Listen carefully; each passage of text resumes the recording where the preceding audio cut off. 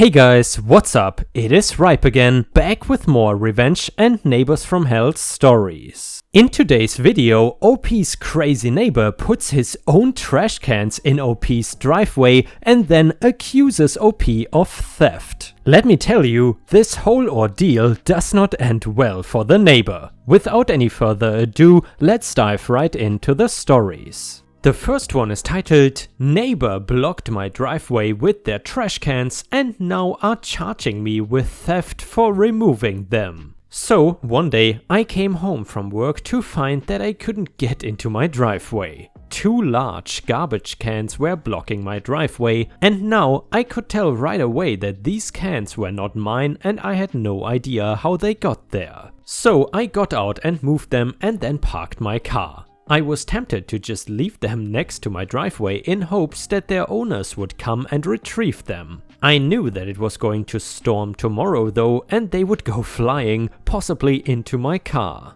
So I went to a few of my neighbors and asked if they were missing any cans. They were all extremely confused and said that it was not theirs. Well, I tried, so I put them into my own garage for safekeeping during the storm. Well, that day came and went and the mystery of the garbage cans remained. It wasn't until 2 days later that I heard someone bashing on my front door and saw a man standing there. I did not really know the man, but he looked semi-familiar. I think he lived on the next block over and I had just seen him in passing. I opened my door to see what he wants. Me? Hello? Man? You stole my garbage cans. Me? I'm sorry? Do you mean those cans that were left in my driveway a few days ago? Yes, they are not there anymore and you stole them. I could call the cops on you for theft. Me? Please calm down. I didn't know who they belonged to and I couldn't just leave them in my driveway. They are safely in my garage and you can have them back. Why did you leave them all the way here? Man, well it smelled and I shouldn't have to suffer with the horrid garbage. Your house is already a dump, so I might as well save us both the trouble. I ignore his blatant insult and return the cans to him, hoping that he will take them back and it will be the end of it. Man, now you're going to pay me for stealing my cans. Me? Excuse me? I didn't steal anything. You left them there.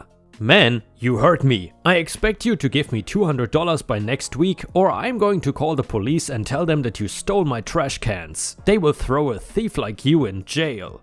I couldn't believe the game that this guy was trying to play. I had an idea though, and at first it really was just for my own personal safety. I installed some video cameras so that next time this man came to my door to collect the money, I would be safe. I was more worried about him attacking me because he was a huge guy compared to me. I didn't realize that they would come in handy for some amazing revenge. A week passed and soon he was back at my door with a smug smirk on his face. Man, do you have my money? Me? Nope.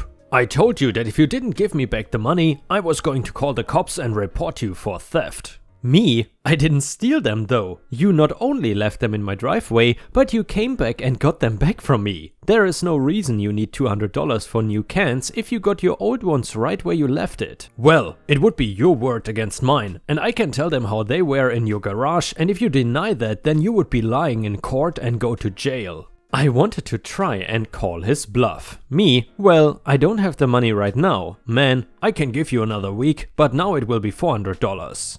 Bingo! He clearly didn't want to call the police because he knew that he didn't have a case. What he didn't know was that those cameras I installed picked up audio. My best friend is a lawyer and when I asked him if I had a case, he told me that I did. It helped that on my cameras I actually caught him in the middle of the night lurking around my property. I have no idea what he was looking for, but he shouldn't have been there. So I started the lawsuit against him for trespassing and extortion. After he got the summons, my car tire was mysteriously slashed in the middle of the night, so I guess I can add destruction of property to his charges. When the day in court came, I had to listen to him tell this crazy story about how I not only stole his trash cans and hid them away, but I caused damage to them as well. He talked about how they were filthy and he had to go weeks without any cans and it caused intense emotional damage. I was biting the inside of my cheek so hard during this story to try and stop myself from laughing. When he finally ran out of excuses to his crazy story,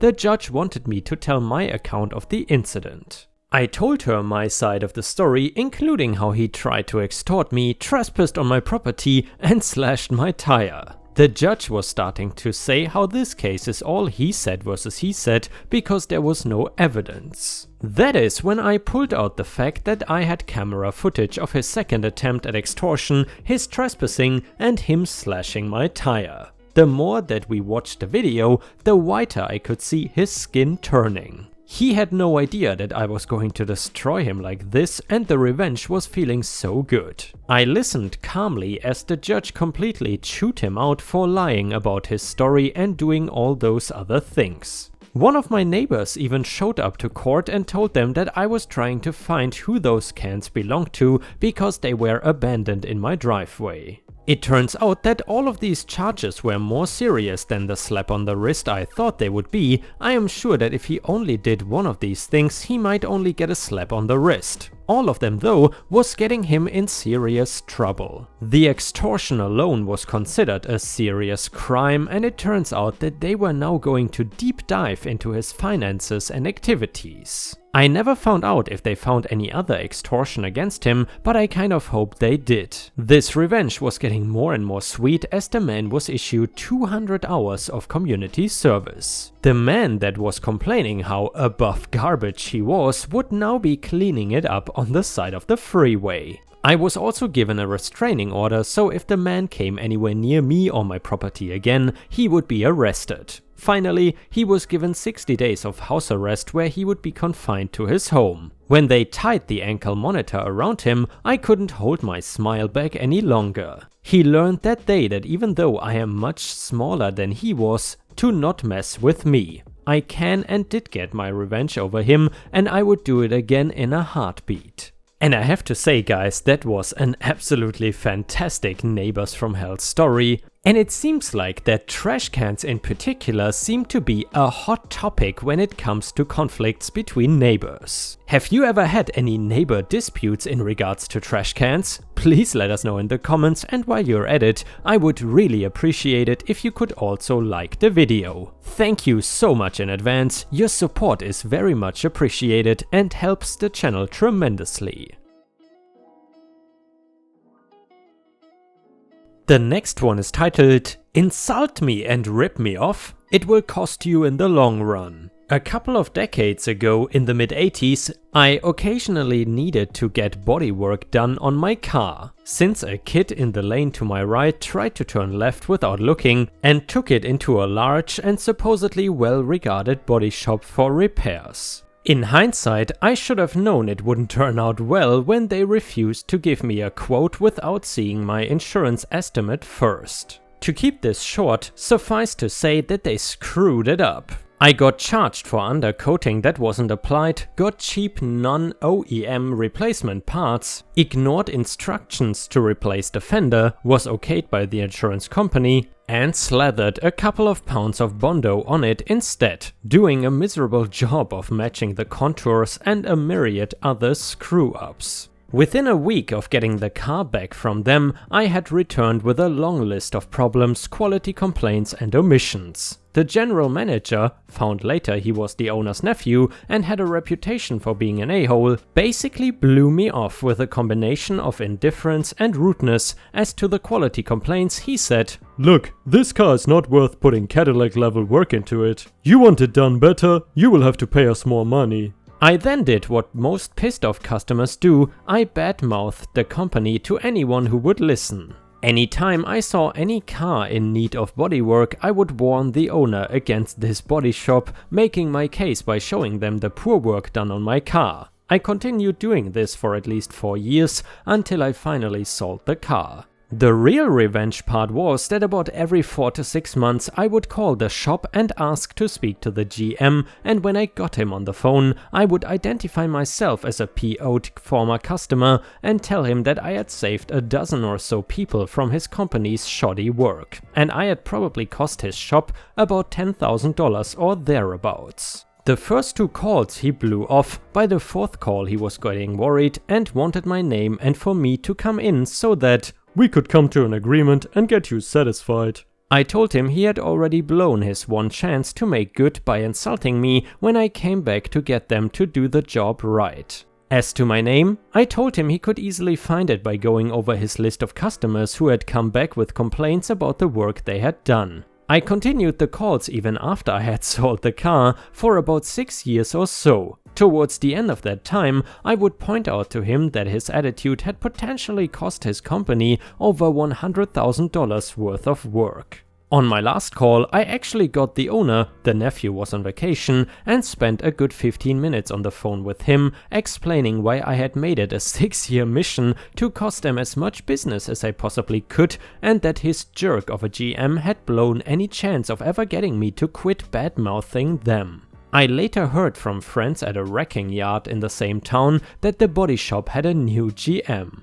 And yeah, Ripe Stars, I gotta say, that was not just a normal revenge, but there should be a subreddit for some kind of long-term revenge. I know that there is r/escalating revenge, but this one goes even further if you ask me. However, I would love to hear from you. Do you think that the body shop deserved OP's 6-year revenge, or do you think that OP went too far? Please let us know in the comments.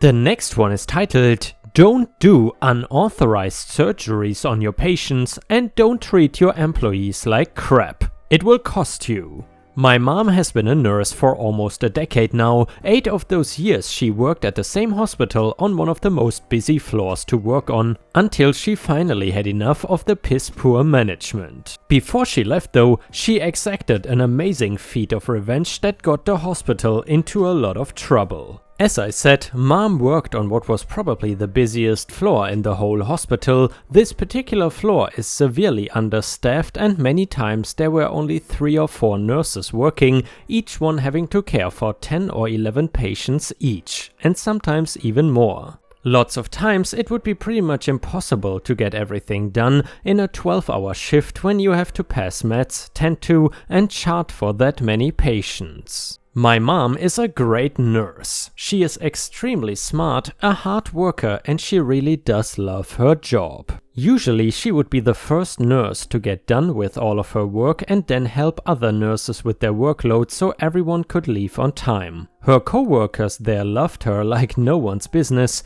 This kind of work ethic landed her a position as a charge nurse. As a charge nurse, it was her job to see to it that all or most of the paperwork is done properly and faxed, that nurses were getting their charts in on time and passing meds when need be. It was her job to interact with the doctors and fill orders and direct in case of an emergency. Now, at this particular hospital there are a lot of residents who are fresh from med school and have very little experience in a real hospital setting. Sometimes they would give orders that were unnecessary or not the best solution for the health of a patient. Mom, being so respected, would oftentimes coax the doctors into changing their orders to something more suitable as she has a lot of real work experience. But then some doctors would disagree and tell the nurses to go on ahead with his instruction. Then when something goes wrong, the blame would go on Mom and there was really nothing she could do about it. She finally had enough when a doctor ordered a heart catheter on a patient who was extremely drunk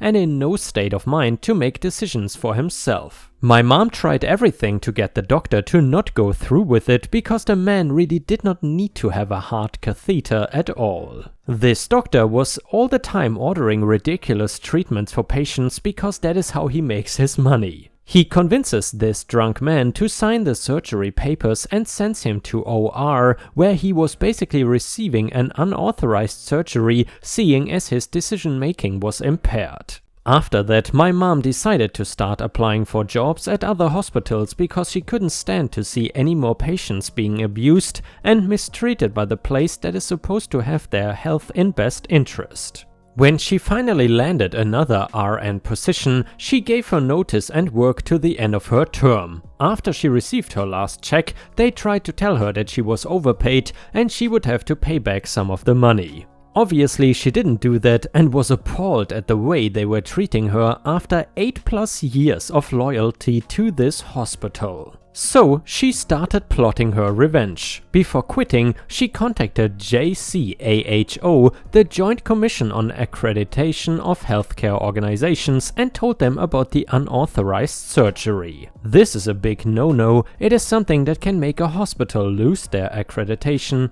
and be closed down permanently. She gave them the name of the patient, the file number, the case number, the name of the doctor, and the name of all other parties involved in the surgery. She was very thorough. The day after she quit, a close friend of hers that worked the same floor said that a GCAHO rep came and did some investigating almost entirely unannounced. They do warn the hospital before they come, but never give them enough of a notice to change anything beforehand. About a week after their initial investigation, 1 or 2 people had gone and interviewed staff and looked at medical records. They came back again. This time they came with a lot of people. They pulled every single file to review and see if any other sketchy practices had been performed under the radar. For every breach of HIPAA and OSHA protocol, they were fined thousands of dollars. The doctor and all staff involved in the cardiac catheter incident were fired,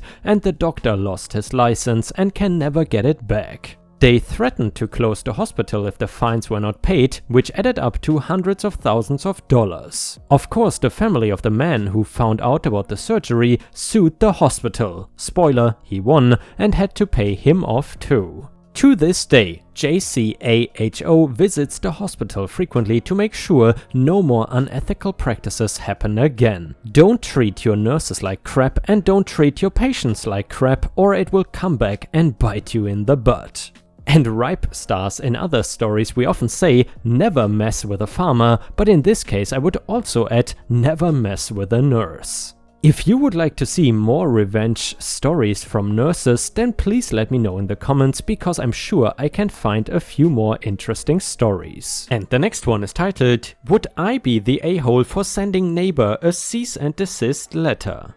Last fall we moved into a new house and less than 2 weeks later had a baby. We were pretty focused on the whole parenting thing and failed to notice how often the neighbor on one side was using our property for several things without any kind of permission or discussion. It started with his kids spending their days in our driveway drawing with sidewalk chalk. We had to ask them to stop because we seriously feared running them over when backing out of the garage, as they have absolutely no supervision or regard for cars.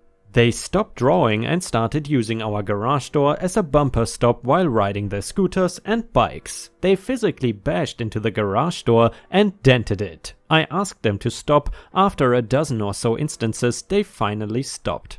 In the spring, we noticed that the dad was parking his trailer on our side of the property between our 2 driveways. The property line is very clear with fences and different types of landscaping. In addition, he was pulling his garbage cans through our gravel and making huge tracks. As we are in the middle of a pandemic and we have a baby, we decided to write a note and leave it with our information while also lining the property line with large rocks. Never heard from them, but they had moved the rocks into a pile and the front of our side of the property. We moved the rocks back again and thought we had made our position very clear. At the beginning of June, the dad/husband came and rang our door. He proceeded to tell us that because he's parked his trailer like that since he moved in and no one has cared before, so we cannot care either.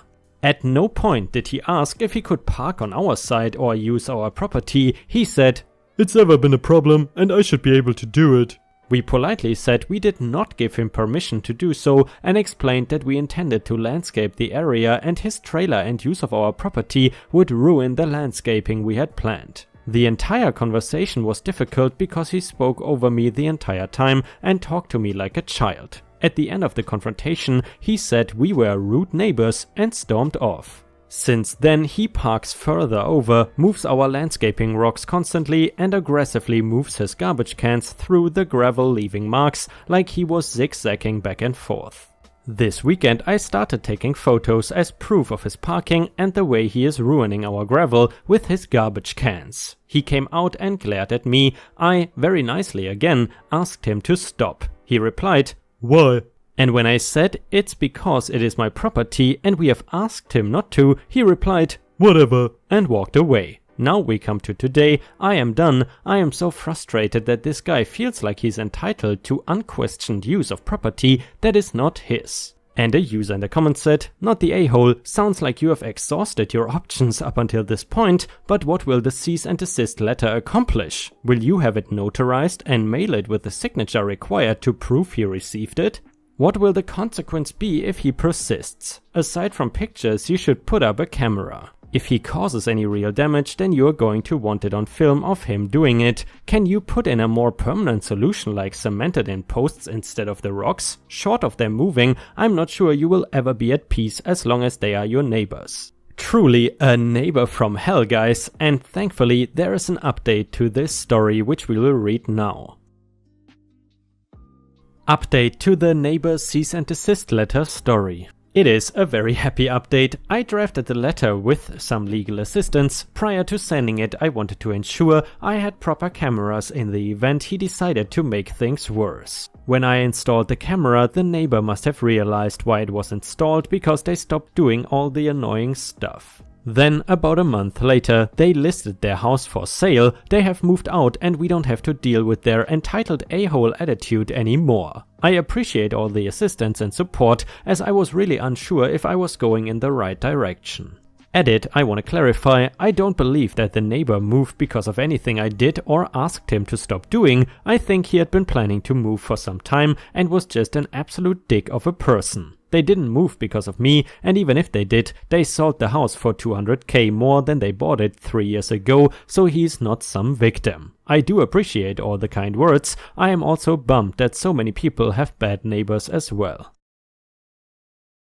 And ripe stars, with this we have reached the end of the video. However, if you still cannot get enough of my content, then I would highly suggest to check out my endless binge watch playlist, which will soon show up in the left corner of the screen. In addition, I would really appreciate it if you could not only subscribe to the channel, but also turn on the bell notifications, which you can do by clicking on the little bell icon right next to the subscribe button. This will help my channel tremendously, and this will make sure that you don't miss any of my videos. Furthermore, if you want to see additional ripe content that I don't post on YouTube, then I would suggest to head on over to patreon.com/ripeyoutube for more than 50 exclusive videos that you will not see anywhere else. Thank you so much for your amazing daily support, and I hope to see you again tomorrow.